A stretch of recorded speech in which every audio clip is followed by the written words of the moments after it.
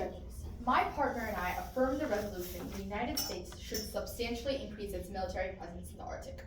We believe that this round should be judged on a utilitarian framework of each argument. Our first contention is natural resources. The Arctic is filled with rare earth minerals, oils, and gases, and the world is in a rush to get to them. Rare earth minerals are these 17 metallic elements that are in most electronic devices. According to the United States Geological Survey, released called Going Critical, rare earth minerals are necessary for devices made out of them to function. For example, magnets are made out of small pieces of REMs, but without those REMs, laptops and desktops wouldn't work.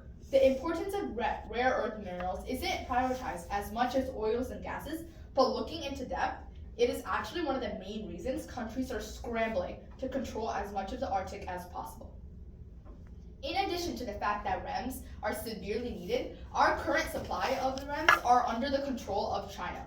Once again, the United States Geological Survey release, called Going Critical, says in 1993, 38% of the world production of REMs was in China and 33% was in the United States. Wow, but by in 2008, China was in control of more than 90% of the world's production of REMs, and by 2011, it was 97%.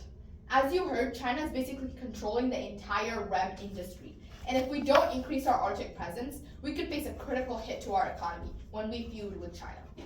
The Arctic is not only a treasure for REMs, it is filled with resources like petroleum, natural gas, and liquid natural gas. An article by Rowe in 2022 says the Arctic is 22% of the undiscovered total fossil fuels in the entire world. It is called the largest untapped source of petroleum on Earth.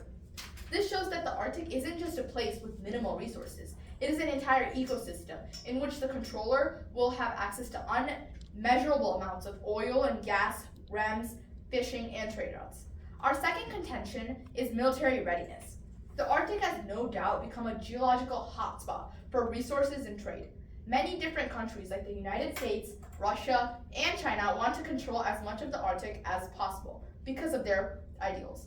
According to Rosen 2022, the U.S. Defense Department views Russia as an acute threat and China as a pacing threat. While there has been tensions between the countries, Russia's invasion of Ukraine has sent the competition to a new high.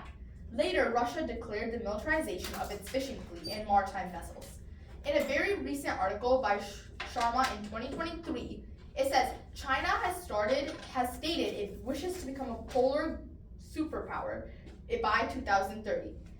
China has been pushing closer to Russia as the war with Ukraine continues. The main reason for this war is to build the polar Silk Road in this region. If we ignore this combined threat of China and Russia, then we will face a hit to our economy as Russia and China control all of the sea routes.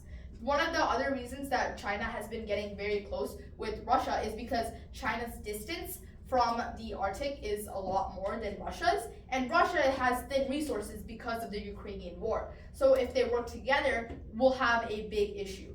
Russia and China have understood how much of an influence controlling the Arctic will have. We need to understand it too. If we do not act upon this issue, we will be for sure faced with severe consequences. Do you want to live in a world where our neighbor makes our decisions for us?